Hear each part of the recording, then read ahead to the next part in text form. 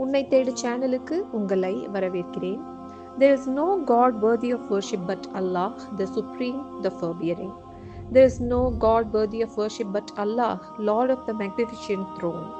There is no God worthy of worship but Allah, Lord of the heavens, Lord of the earth, Lord of the noble throne. அதாவது, வணக்கத்திற்குரிய இறைவன் அல்லாஹ்வை தவிர வேறு யாரும் இல்லை. உயர்ந்தவன், பொறுமைசாலி. வணக்கத்திற்குரிய இறைவன் அல்லாஹ்வை தவிர வேறு யாரும் இல்லை. மகத்தான அர்ஷின் இறைவன்.